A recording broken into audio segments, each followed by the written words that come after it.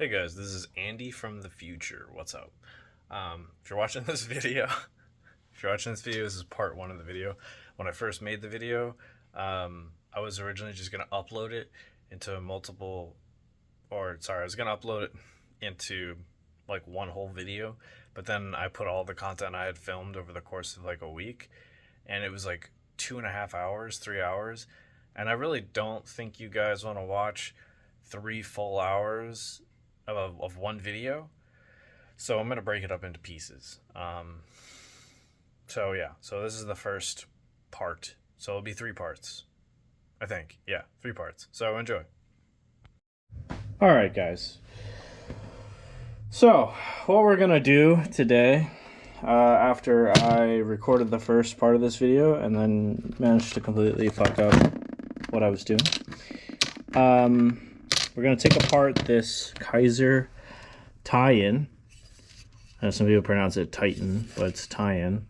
This is S35 VM blade steel, all titanium, frame lock. I think it's got, and then it's got, I believe this is anodized titanium accents, pocket clip, pivot collar, all that. So we're going to take it apart. I'm going to customize it. I'm going to explain what I'm doing, how to do it, all that fun jazz. So, first and foremost, I need to remove the pivots. If I can get my finger on this, there we go. So on a lot of the high-end knives, they usually use like a dual pivot. So what happens is you have a Torx here and you have a Torx here, and you have to use 2 bits to loosen the pivot. Long story short, my brain's not working. You don't have to worry about that. This is a T8, by the way. So we're gonna loosen. Okay, or my torque bit could just come loose. That's fine too. Today's not really the day, Mr. Torque bit. Could you just cooperate, please? All right, I'll tighten it more. There we go. Okay.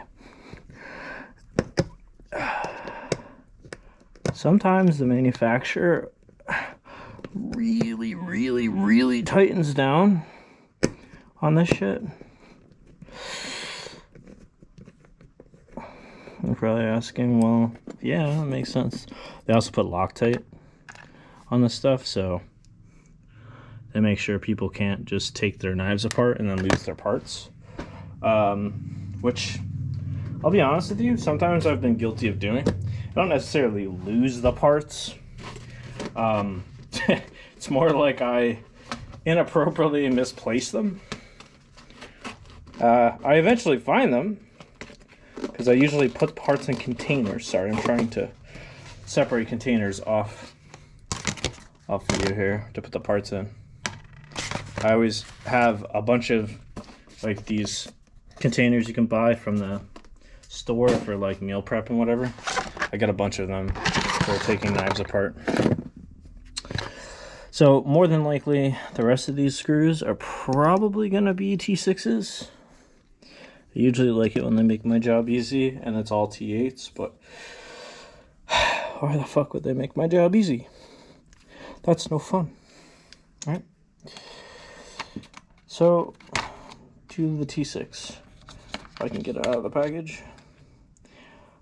You can get these bits, for anybody who doesn't know, this is what I'm using. There's a bit set you can get from Harbor Freight. It's like 10 bucks. I have a whole bunch of these, but the problem being is I use the bits so often, I just misplace them, I lose them, whatever. So this is my like 3rd set now. So I'm trying to keep this a little more organized, but yeah, you can get this from Harbor Freight. It's like 10 bucks, maybe $12 tops. That's what I'm using. All right. Now we're gonna focus on the pivot collar over there. We're gonna focus on trying to loosen. Let me close this actually. Sometimes taking the knife apart is a lot easier when... It's also a lot easier when... there's... Oh! Not a camera in my way. But unfortunately, there's a camera in the way. Okay. It's probably going to be blurry. I apologize. I don't apologize that much, but I do apologize to some degree. So I need to be able to see these screws to take this apart. So you're just going to have to deal with not being able to see anything for a moment. I'm just loosening them enough. Come on, please. Thank you. I'm trying to loosen them enough to where they don't fall out, but they're still holding traction. So I can also get the other side out. Because what happens is sometimes the screw... Oh, you bitch. Sometimes the... Sometimes the screws will basically get hung in the threading, and then you can't get them out on the other side. Once you get one side out, you can't get the other side out, and it's incredibly annoying. Okay, so pocket clip comes out okay. We're just gonna do that. Now we're gonna take the screws out the rest of the way. These are all button head screws. My guess is they are 256 thread. It's a pretty common thread. They all have some of them look like they have Loctite on them, so probably wondering, hey, why do you know that? Well, a lot of the common screws that are used in knife manufacturing are either 440 thread or 256, and these look like 256, although they could be 440. I don't know. I'd have to double check. I'm like 80% sure that they are 256. Not that it really matters, just nerd knowledge. Okay, see what I was saying about the threading? This one doesn't want to come out. There we go. Had to apply a little more pressure. Now this should just separate like that. Ta-da! Now you have the back spacer. So, interesting thing about a lot of knife companies is not only do they, I shouldn't say interesting thing, but usually when there's a back spacer, they also have these like standoffs in the back spacer. These are actually what's threaded, for people who don't know. You don't want to lose those because the actual backspacer, the holes are milled bigger, so you wouldn't be able to get a screw back in even if you wanted to. But yeah, don't lose these. These standoffs are important. I'm gonna put those in there. I'm just gonna throw the whole pocket clip in there because I'm not gonna mess with that. Comes with bearings. Dump those in there. Now, you could, if you wanted to, you could take out the detent, which is just held in by a screw on this side. Not like necessarily pertinent. I'll be honest with you, I don't really do it. I don't always do it. You're probably like, well, why? The detent ball itself is pretty snug in there.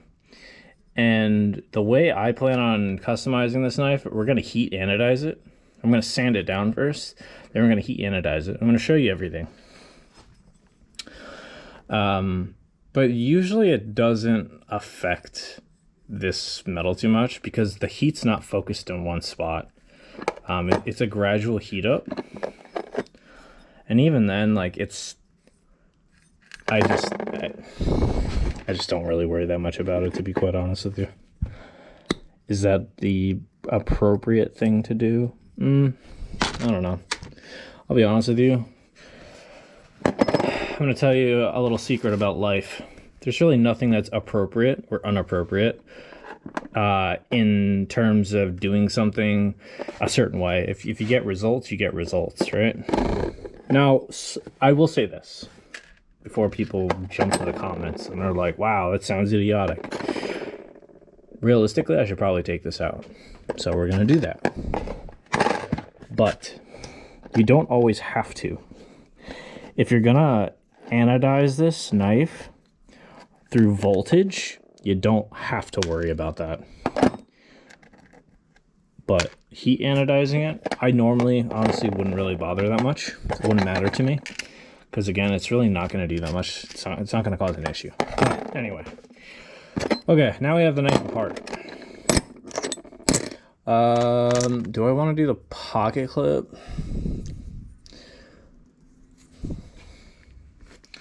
How did the pocket clip already get a scratch on it? I didn't do that. It was just sitting in there. Okay, anyway. So, we'll do the scales. We're going to sand the scales down. I'm going to do it by hand. And then we're going to figure out what we're going to do from there. I'm not going to cut the video. I'm just going to yank you over to my work spot. So here is the box with all the fun bits that you don't want to lose. All right. So over here is the work area. We're going to set these up here briefly while I move other things. If you're wondering what all this is, these are being shipwrecked right now. These are scales to a Kershaw Natrix XL, and that is a brass or a copper Zippo lighter. All of it's being shipwrecked right now. So I shouldn't say right now. It's going through the phase of being coated, clear coated, so that way it's got a protective surface. But yeah, all right. I'm gonna set you up here for 1 second. We're at we're at like 90% battery. I'm gonna carefully try and move this stuff to over there. And by carefully, I mean not drop it on the fucking floor. That's the goal. I also don't want it touching. So just stick it right there. Perfect, look at that. All right, now, hopefully you can see this. All right, I'll probably have to film this video in 2 separate parts because I don't have the other battery charged. So there's a chance that the GoPro will die while I'm doing this, but we're gonna do the show side first.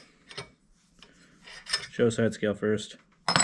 We are going to sand it with 600 grit. Do I want to do 600 grit or do I want to do lower grit? We'll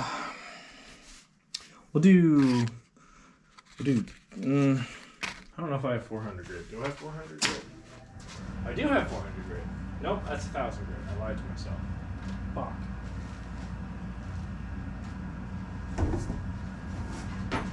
Why did I do that? You know what? We are going to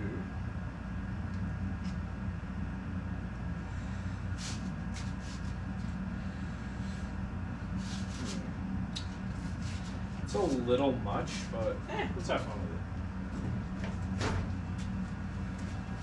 Alright, so what we're going to do is we're going to sand it with 120 grit, which is, as you could say, as one would say, pretty abrasive. But we're going to have, the whole way that this works is you have fun doing this. We're customizing it, right? Adding personality to the knife. Okay. So I'm going to do this and then I'm going to hit it. So we're creating all these cool surface scratches because it's such a low grit sandpaper. I am sanding in multiple directions. Usually if you're sanding something down to towards like a more finished product, you want to try and sand in one direction generally. Now you're probably thinking, well, why are you sanding with 120 grit? Well, I want to create some surface texture. I also want to get whatever general coating that was on the titanium, if there was any, to be honest. I think it was I don't even know if it was bead blasted. Might have been bead blasted. Now, I need to find a way of sanding the edges here. So let's tilt the camera here. It might have been bead blasted, it might not have been, I don't know. Regardless, it had relatively smooth, it had like a satin. It wasn't satin finish per se. I don't know, what would you call this? No, it's not a mirror. I don't know. I don't know what that would be called. Yeah, I don't know. Maybe bead blast, maybe not. Matte, like a bead blast matte, maybe? I don't fucking know. I'm not super knowledgeable on all the finishes. I do my best to research things when I need to. I also don't pretend to know everything. I know very little. But I don't know what kind of finish that. Anyway. So, now that we've created some nice surface texture, I do still want to get more. I want to get more into the side. I can't seem to reach. Oh, I just don't have it at enough of an angle.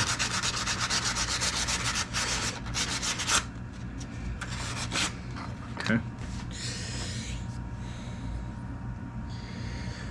Let's see. All right. Let's see here. What's my battery at? 10%. Joy. Yep, we're going for a ride.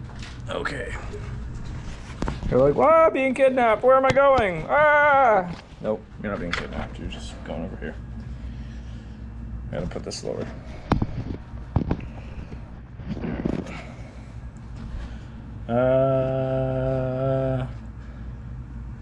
Okay.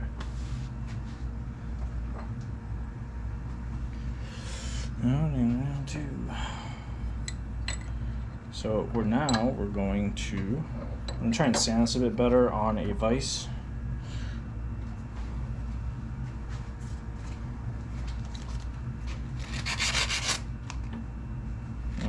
Wrong way. That's better. So there are a lot of edges that I missed.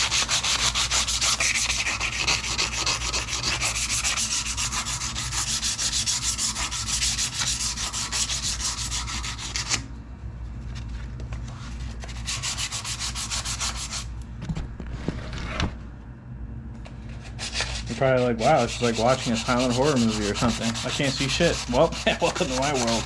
I can't see shit half the time either.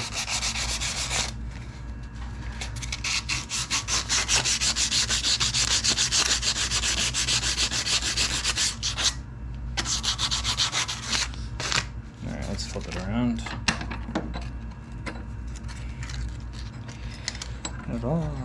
I really wish that GoPro batteries lasted longer than like 20 seconds. It's like that guy is doing No Nut November, and then finally like feels the touch of a female for the first time, or a man, I don't judge, and then just like blah, everywhere, you know what I mean? Oh, Jesus, man, he kind of just like toughed it out for another like 60 seconds.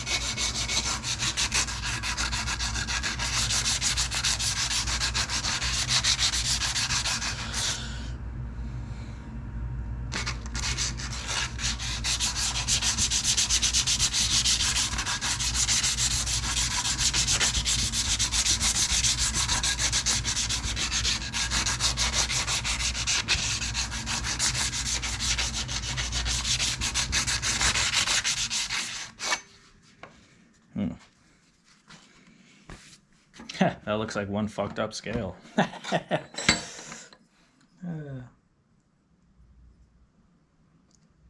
It's got all these like really cool squirrel. It's got all these cool squirrel marks in it. Apparently a squirrel fucked the scale when I wasn't looking.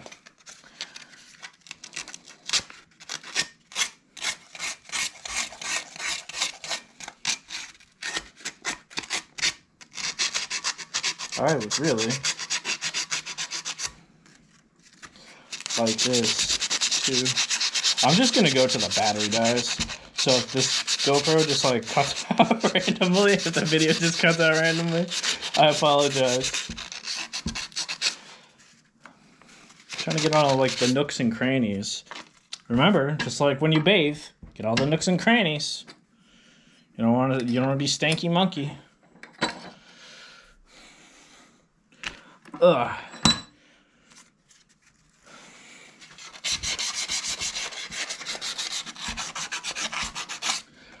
So doing this is supposed to be fun. Am I fucking up the scales on like $100+ knife? I guess if you look at it that way. I mean, I know a lot of people message me and they're like, I want to do this, but I'm terrified of like fucking things up. I'm gonna be honest with you. The first knife I ever customized was like a $200 knife. And this is the mentality I went into it with. Well, if I fuck this up, I have a reason to keep it. Because that was at like I don't know, like early stages of me selling on Whatnot. And I was like, well, if I fuck it up, it is what it is. I didn't fuck it up. I basically just sat there and fiddled with it until I got it how I wanted it. And then I think like 3 days later I sold it. So if you look at it as like, if you look at it from a perspective of like you'll win no matter what you do, then it's really not a bad thing. I think too many people look at certain things in the creative field as like, well, if I don't succeed at this, I'm a failure, or I'm pissing away tons of money. It's like, not necessarily. I think it's just an outlook. I think that's just like the perspective that you need to change, right? If you can change it to a healthier perspective, obviously be realistic, but change it to a healthier perspective, then it won't be so bad.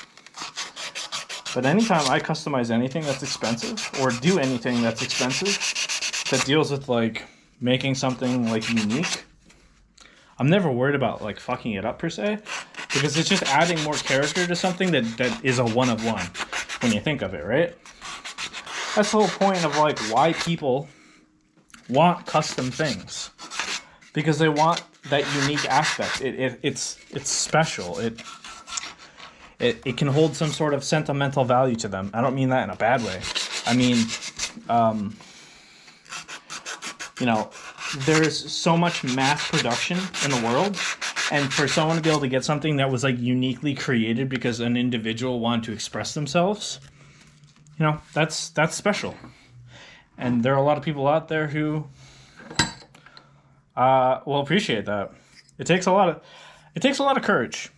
But you also just have to go for it. Sorry, I'm checking this in the lighting to see if I'm hitting all the edges I'm trying to sand. I am also running out of battery still. What are we at? We're at 3%. All right, guys. I'm going to charge the other battery, and I will get back to this when the other battery's charged. This video is going to drop today. Actually, no. Here's what we'll do. This video will be like one long video. I won't post this today. Yeah. Have a good one, dudes. I'll see you in the next part. All right, and we're back. So we last left off where I was sanding these scales. Hold on, I gotta set the camera down for a second. I'm holding the Dremel. All right, we were sanding these scales. I got a good portion of the sanding done. Obviously, I did that all on video. The only thing I didn't do on video right now was I milled out this upper portion of the scale. Let me see if I can find the other one. There it is. So this is what it looked like before. It had these two milled indents, like pill indent. So I milled those out with my Dremel. Dremel with this like carbide tungsten carbide eating bit. I'm going to clean it up a bit, but the plan is I'm going to put a little carbon fiber insert in there because I have some carbon fiber. I'm going to clean it up though a little bit, so we're going to do that. I'm going to move my phone under there. Okay. You guys probably won't be able to see. That's good enough. You'll make do. Hopefully when I move that, okay. So I'm just gonna try and clean this up. That's all I'm doing. I'm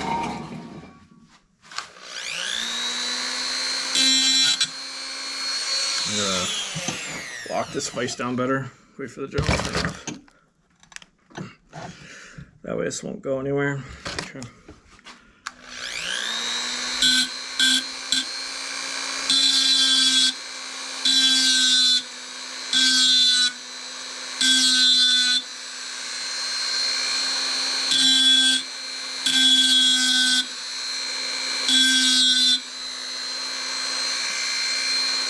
I'm trying to do this as carefully as possible.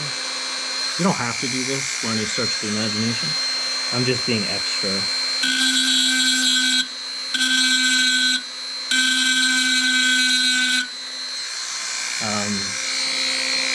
I just like to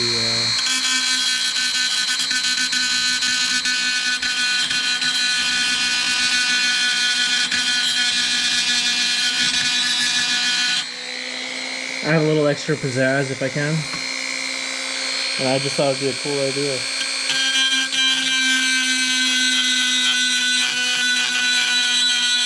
So I'm just kind of clean this up. That's all. And it just looks a lot better.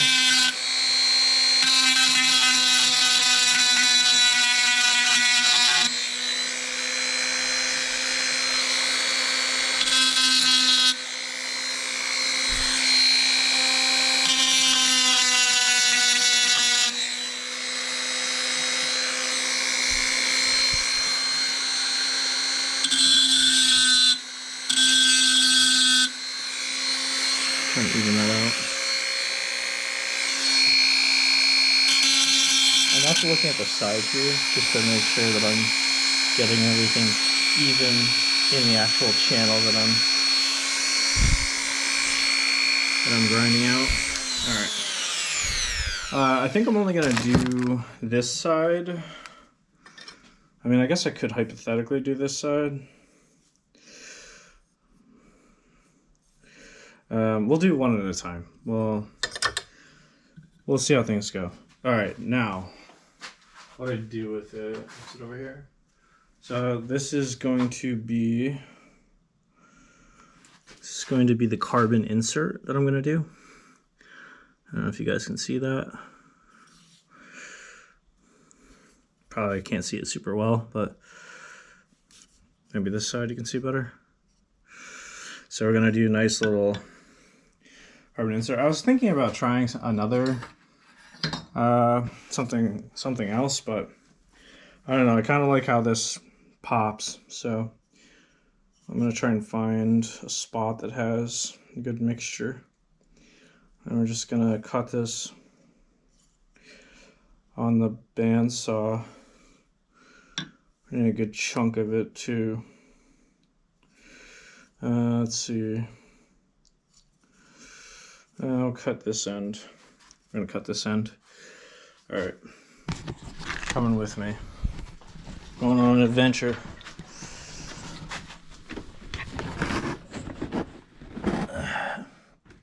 All right.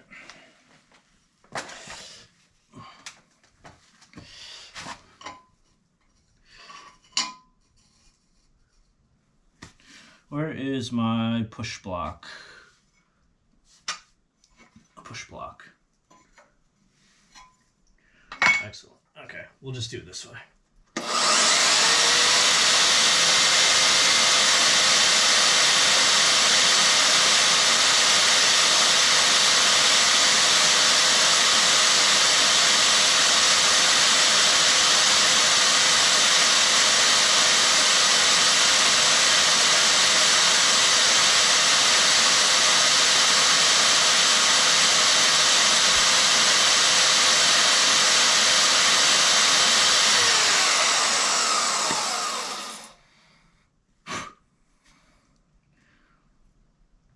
fairly clean cut. I don't know if you guys can see that. Anyway. Alright.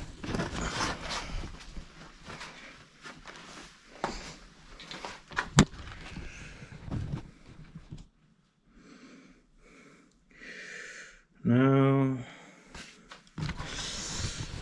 trying to fix the camera for you guys. There we go.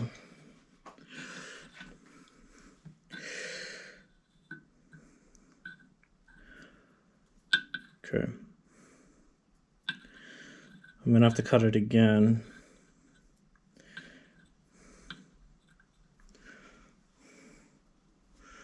Not a big deal. I'm gonna do that. This time I have to use a push block. I know you can't see where you're going, what you're doing. That's half the fun, right? And you're like, I don't know what's going on. I don't know what's going on either half the time. Okay. Now we're gonna use a push block because I value my fingers very much so.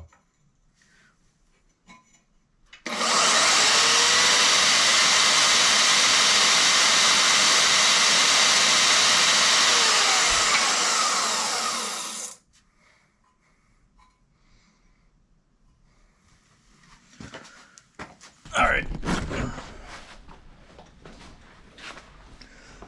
Back this way. Now that we have them cut out, now I can simply, I'm gonna have to sand them down, but what I was going to say is I think this one will go in that spot. I like that side's really nice. This side's really nice. I don't know if the camera's gonna be able to pick it up. All right.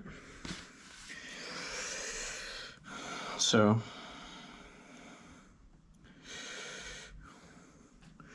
now I get to use a little bell sander.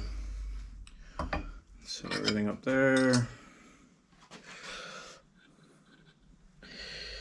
Alrighty.